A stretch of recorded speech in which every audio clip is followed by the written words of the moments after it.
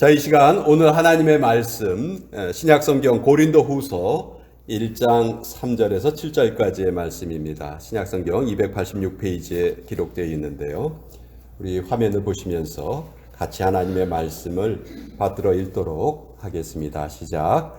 찬송하리로다. 그는 우리 주 예수 그리스도의 하나님이시요 자비의 아버지시요 모든 위로의 하나님이시며 우리의 모든 환난 중에서 우리를 위로하사 우리로 하여금 하나님께 받는 위로로서 모든 환난 중에 있는 자들을 능히 위로하게 하시는 이시로다. 그리스도의 고난이 우리에게 넘친 것 같이 우리가 받는 위로도 그리스도로 말미암아 넘치는도다. 우리가 환난 당하는 것도 너희가 위로와 구원을 받게 하려는 것이요 우리가 위로를 받는 것도 너희가 위로를 받게 하려는 것이니 이 위로가 너희 속에 역사하여 우리가 받는 것 같은 고난을 너희도 견디게 하느니라. 너희를 위한 우리의 소망이 견고함은 너희가 고난에 참여하는 자가 된 것 같이 위로에도 그러할 줄을 알미라. 하나님의 말씀입니다. 아멘. 잠깐 기도하겠습니다. 하나님, 오늘도 이렇게 주님의 말씀 앞에 우리를 모아주셔서 너무 감사합니다. 선포되는 말씀 속에 주님의 능력이 왕성하게 스며들게 하여 주셔서 우리의 마음속에 뚜렷이 잘 새겨지게 역사하여 주시옵소서. 예수님의 이름으로 기도합니다. 아멘. 자, 지금 우리가 살고 있는 이 시대 어떤 시대인가? 한마디로 말하기 참 어렵겠죠. 스마트 시대라고 말하는 사람들이 있습니다. 전 세계적으로 스마트폰이 유행하고 있습니다. 세계 인구가 70억 명인데 스마트폰의 보급대 수도 70억 대가 지금 보급돼 있다고 하죠. 또 점점 사람이 하는 일을 기계가 대신해 가고 있으니까 자동화 시대다. 그렇게 말도 하기도 합니다. 아직 로봇의 시대라는 말은 쓰이지 않고 있지만 아마 곧 그런 시대가 오리라고 전 예상을 합니다. 기술적으로 또 물질적으로 우리 인류 역사는 그 어느 때보다도 발전되고 또 풍요로운 그런 시대를 우리가 살아가고 있습니다. 그렇지만 우리 현대를 살아가는 우리 사람들의 정서, 우리의 마음, 이것은 오히려 그 반대인 것처럼 보이기도 합니다. 잔혹한 범죄가 점점 더 늘어가고 있죠. 이제는 뭐 어떤 이유가 있어서 사람을 해치는 것이 아니고요. 아무런 이유가 없이 그냥 사람이 사람을 해치고 있습니다. 그런 경우가 너무 많이 늘어나고 있어요. 또 마음속에 외로움을 느끼는 사람들도 점점 더 많아져 가고 있습니다. 그래서 뭐 군중 속에서 고독을 느낀다 이런 말은 너무 많이 들어서요. 이제는 정말 식상한 그런 말이 되고 말았습니다. 코로나 때문에 또 전쟁 때문에 자연재해 때문에 그리고 또 앞으로 불경기가 닥칠까 봐 걱정하는 그런 사람들의 신음소리가 점점 더 커져가고 있는 것이 사실입니다. 자살률도 점점 높아가고 있고요. 이혼율이라든지 암 발생률이라든지 범죄율이라든지 다 마찬가지입니다. 정말 우리가 힘든 때를 살아가고 있는 것 같아요. 그렇기 때문에 우리에게는 정말 위로가 필요한 그런 때다. 모든 사람들에게 위로가 필요하다 하는 것을 오늘 말씀드리려고 합니다. 마음이 무너진 사람들은 하소연을 합니다.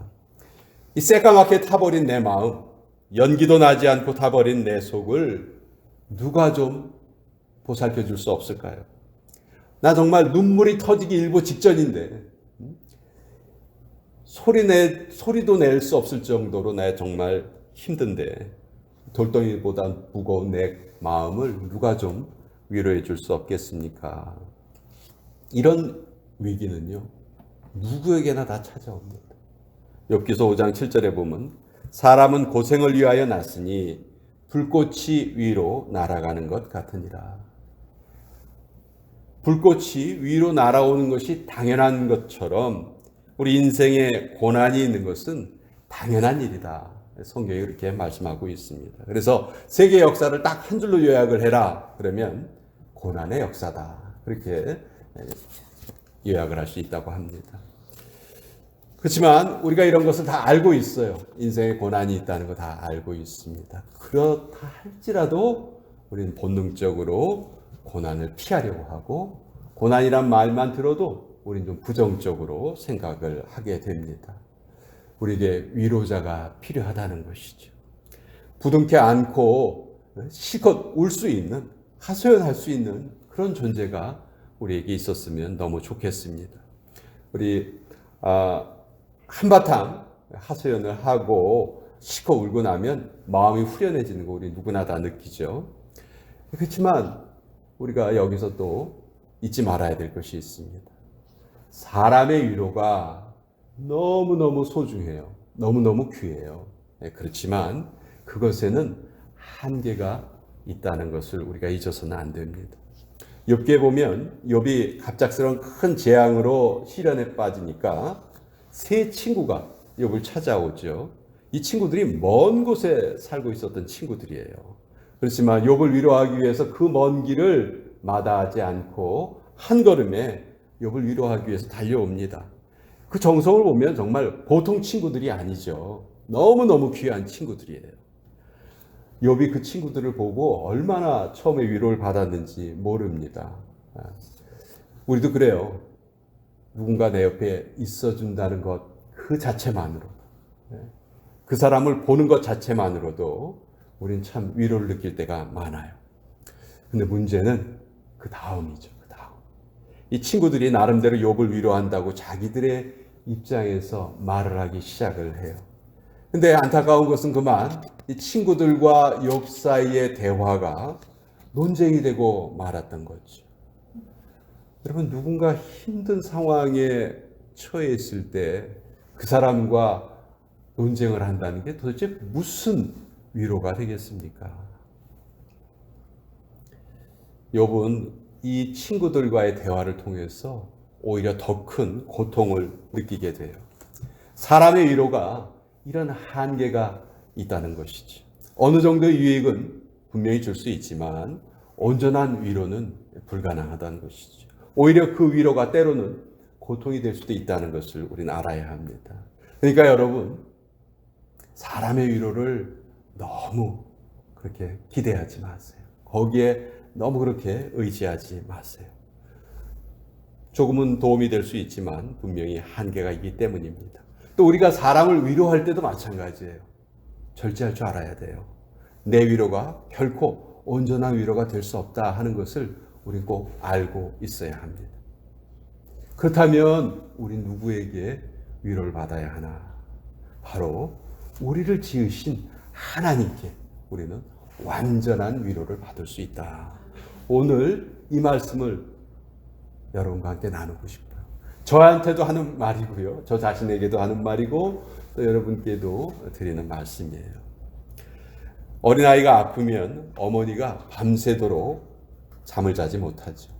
옆에서 보살펴 주는 것처럼 우리 주님께서는 우리가 고통 중에 있을 때 우리 곁에 계시고 우리를 위로해 주신다. 성경에 이렇게 말씀하고 있어요. 이사야서 49장 15절 너무나 은혜로운 말씀이죠. 여인이 어찌 그 젖먹는 자식을 잊겠으며 자기 태에서 난 아들을 긍휼히 여기지 않겠느냐. 그들은 혹시 잊을지라도 나는 너를 잊지 아니할 것이라. 그들은 혹시 잊을지라도 나는 너를 잊지 않겠다. 어머니가 자식을 결코 잊을 수 없는 것처럼 하나님께서 결코 하나님의 백성을 잊지 않으시겠다는 것이죠. 혹시 어머니가 자식을 잊는 경우는 있다 할지라도 하나님께서 우리를 잊는 경우는 결코 없다는 것입니다. 특히 어머니들이 잊을 수 없는 자식들이 있죠. 딱한 처지에 있는 자식들.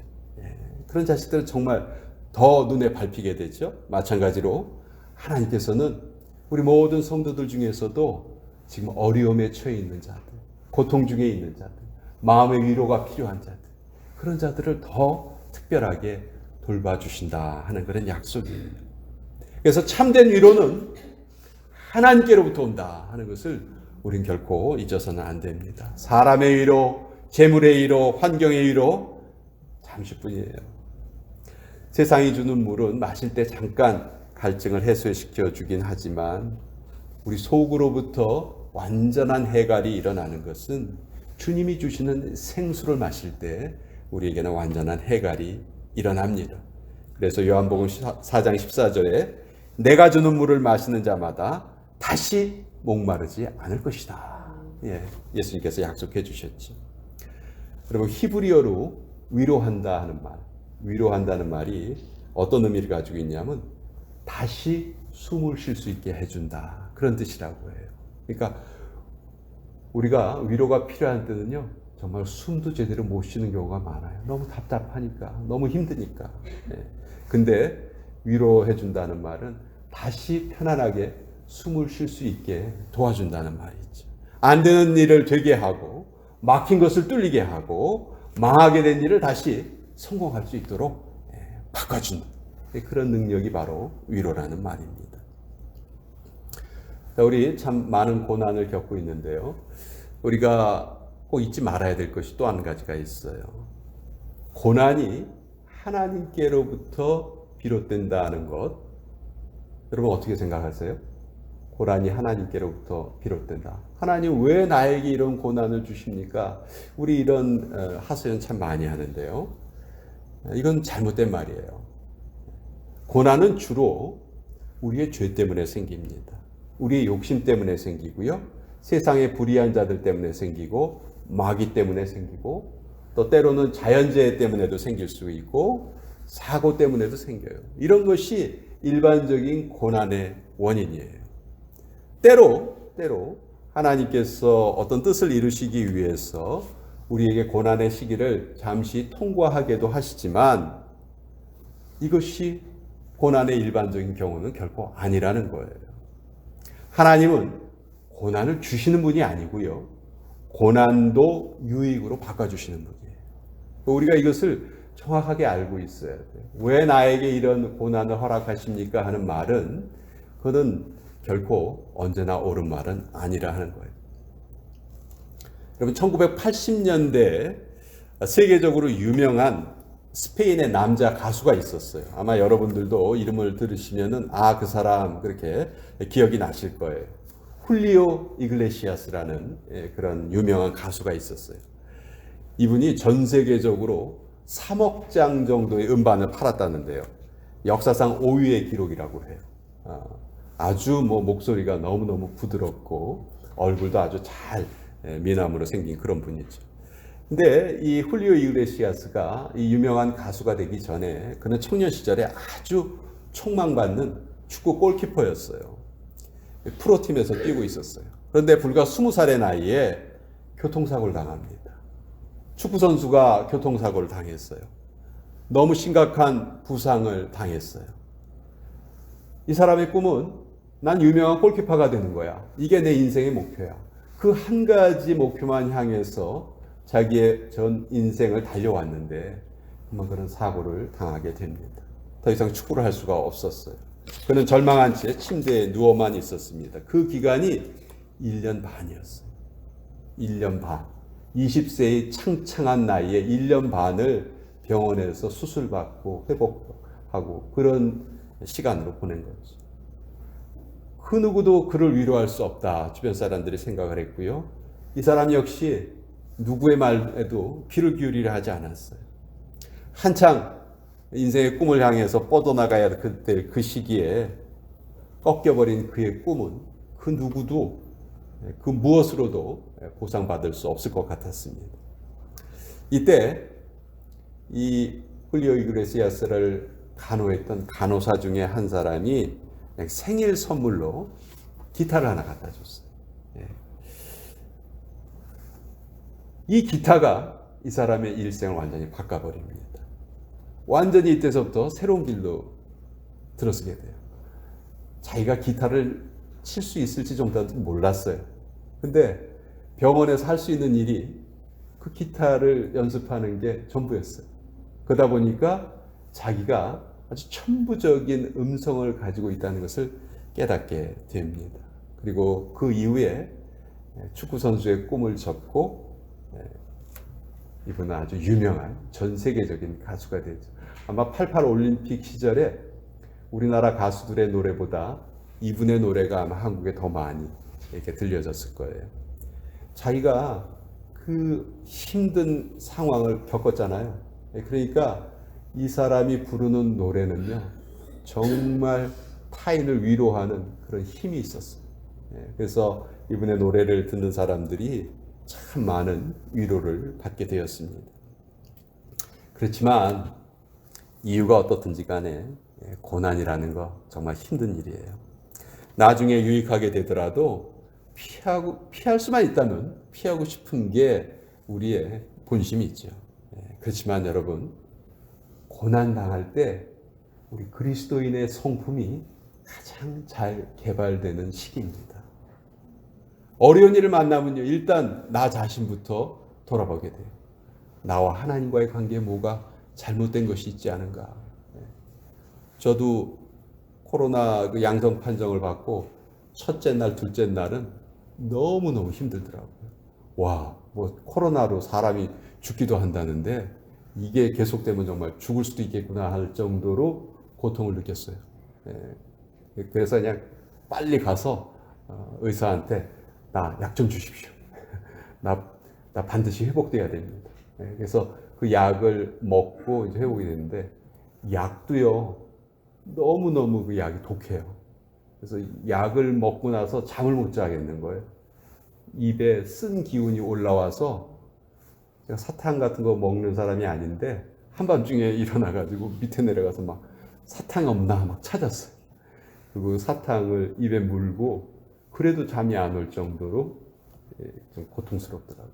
근데 그 고통의 시간 동안에 정말 제 자신을 이렇게 다시 돌아보는 시간을 가질 수 있었고, 혹시 내가 하나님과의 관계에서 잘못된 것이 있지 않은가 하는 것을 깊이 생각하게 됐습니다. 여러분, 무엇보다도 지난주에 제가 여러분과 함께 예배 드리지 못했잖아요. 그냥 영상으로 그냥 그 설교를 전했잖아요. 그 시간이 저에게는 너무 힘이 들었어요. 이 교회에 모여서 예배를 드린다는 게 이렇게 중요한 일이구나. 물고기가 물속에 있어야 살 수 있는 것처럼 우리 성도들은 하나님께 예배를 드려야지 우리의 삶이 계속 지속이 될 수 있겠구나 하는 것을 정말 깊이 깨달았어요. 여러분, 우리는요, 다른 어느 곳보다도 이 교회에 모여서 위로를 받아야 됩니다. 교회에 모여서 예배를 드리면서 우리는 하나님의 위로를 경험을 해야 돼요. 왜냐하면 교회는 위로의 하나님께서 임재하시겠다 약속하신 곳이에요. 교회는 영적인 병원과 같습니다. 이사야서 66장 13절에 보면 어미가 자식을 위로함 같이 내가 너희를 위로할 것인즉 너희가 예루살렘에서 위로를 받을 것이다. 너희가 예루살렘에서 위로를 받을 것이다. 이 예루살렘이란 말은 하나님께서 머무르시는 곳을 상징하는 말이에요. 그러니까 너희가 예루살렘에서, 즉 이 예배당에서, 내가 임재하는 그곳에서 너희는 나의 위로를 받을 것이다. 이 예배당이, 이곳이, 저와 여러분이 함께 있는 이곳이 하나님의 위로가 임하시는 곳이란 말이에요. 하나님의 위로가 우리의 예배를 통해서 우리에게 전해지기 때문에 그래요. 그래서 중요한 건요, 내가 상황이 좋은가 안 좋은가 이게 아니고요, 내가 지금 하나님과 함께하고 있는가 아닌가, 그것이 제일 중요한 것입니다. 제가 극동방송에서 이런 간증을 한번 들은 적이 있어요. 한 여자 집사님의 간증이었는데요. 한국에 한 40대 정도 된 젊은 분이었어요. 근데 이분이 이 나이에, 이 젊은 나이에 암을 판정을 받은 거예요. 그리고 아직 나이가 젊으니까 우리 치료를 해서 고치십시다. 의사가 이렇게 제안을 해서 그 치료를 시작을 했어요. 근데 치료받는 과정이 너무 힘이 든 거예요. 막 육체적으로 힘들고, 게다가 치료비가 너무 많이 들어가니까 경제적으로도 너무 힘들게 된 것이죠. 치료 기간이 금방 끝날 줄 알았는데 3개월, 6개월, 1년 막 계속 질질 길어지니까 자격지심을 느끼게 돼요. 가족들이 자기를 피하는 것처럼 느끼고 실제로 그런 게 아닌데 친구들도 자기를 멀리하는 것처럼 느껴지더래요. 그 사람들은 늘 가까이 옆에 있는데도 불구하고 그런 느낌이 막 생기더래요. 자기의 고통을 누구도 알아준 사람도 없고, 그러다가 야, 내가 이러다가 자살할지도 모르겠다 하는 그런 생각마저 들더래요. 그래서 이분이 하나님을 믿는 분이었기 때문에 하나님께 따지듯이 외쳤습니다. 하나님, 저 지금 너무너무 하나님의 위로가 필요해요. 저는 너무너무 힘이 들어요. 어쩔 줄 모르겠어요. 죽을 것 같아요. 하나님.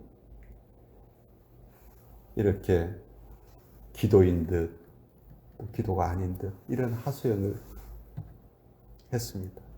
제대로 손을 모으고 기도한 것도 아니고요. 그냥 그런 말이 입에서 나온 거예요. 이 말하고 그냥 너무 힘이 들어서 힘이 빠져가지고 침대에 누워가지고 그냥 습관적으로 무심코 이제 라디오를 켠 거예요. 근데 극동방송 그 라디오를 켰는데 그 라디오에서 한 성우가 성경 말씀을 낭독을 하고 있었는데 바로 오늘 우리가 읽은 고린도후서 1장 3절에서 7절까지의 말씀을 그 성우가 낭독을 하고 있는 겁니다. 근데 갑자기 이 성경 말씀이 들리니까 귀 기울여서 들었대요. 근데 그 고린도후서 1장 3절부터 7절 사이에 위로라는 단어가 몇 번 나오는지 아세요, 여러분? 위로라는 단어가 9번 나와요. 위로라는 단어가. 이 성경이 낭독되는 것을 들으면서 이분의 몸에 막 소름이 돋더라고요. 소름이. 난 지금 하나님께 위로가 필요합니다. 이렇게 지금 기도를 했는데 하나님께서 지금 이 순간에 나에게 이렇게 응답을 해주시는구나. 그 생각이 드니까 그냥 갑자기 몸 전체가 따뜻해지는 것을 느꼈다고 합니다. 여러분, 어떻게 이분이 하나님께 하소연을 하고 난 바로 그 직후에 라디오를 틀었는데 바로 그 순간에 우리가 읽은 이 구절이 낭독이 됐을까요? 불신자들은 당연히 우연이라고 말하겠죠. 그렇죠? 우연히 그렇게 된 거야. 그러나 우리는 분명히 알아요. 자비의 아버지, 모든 위로의 하나님께서 바로 그 순간 이 여인의 그 기도에 응답하셨다는 것이죠. 지금 이곳에도요, 많은 문제로 또 누구도 도와줄 수 없는 상황으로 어려운 가운데 처하신 분이 계실지 모르겠어요. 그런 분이 계시다면 제가 지금 말씀드린 이 여자 집사님을 위로하신 그 위로의 하나님, 그분을 여러분들도 꼭 만나실 수 있기를 간절히 축원드립니다. 앞으로 우리가 살아가면서 어떤 고난을 겪을지 아무도 모릅니다. 그때마다 저는 오늘 이 고린도후서 1장에 있는 이 말씀이 우리에게 꼭 기억이 됐으면 좋겠어요. 자비의 하나님, 모든 위로의 하나님. 여러분, 우리 인생에서 가장 고통스러운 순간이요, 우리 영적으로는 우리 인생의 최고의 절정기가 될 수가 있습니다. 반대로 우리의 삶이 가장 편안한 그 순간이 영적으로는 우리는 바닥을 칠 수도 있는 것이죠. 고난마저 불행이 아닌 인생, 고난마저 축복이 되는 인생, 그 인생은 오직 우리 예수님 안에서만 가능한 것입니다. 여러분, 우리 위로하시는 하나님을 믿고 의지하고 저하고 여러분 다시 일어나십시다. 우리 샘물교회 다시 정말 하나님의 은총이 쏟아지는 곳으로 우리 함께 만들어 가십시다. 저를 한번 따라해 주세요. 위로는 위로부터 온다. 기도하겠습니다. 아버지, 우리에겐 정말 매 순간 하나님의 위로가 필요합니다. 구하고 찾고 두드리는 자를 만나 주시고 하늘의 위로를 내려주시는 하나님을 우리 모두가 경험하기 원합니다. 사람을 의지하고 환경을 의지하려는 우리의 마음을 없애주시고 오직 하나님 한 분만으로 기뻐하고 하나님의 위로로만 만족하는 저희 모두가 되게 하여 주시옵소서. 아버지, 또 우리와 같은 고난을 겪는 자들에게 하나님의 위로를 전하는 그런 위로자가 되기를 원합니다.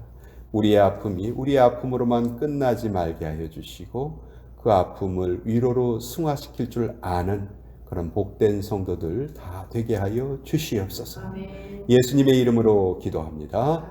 아멘. 자, 이 시간 우리 317장 1절 우리 찬송 부르시면서 주님께 예물을 드리도록 하겠습니다.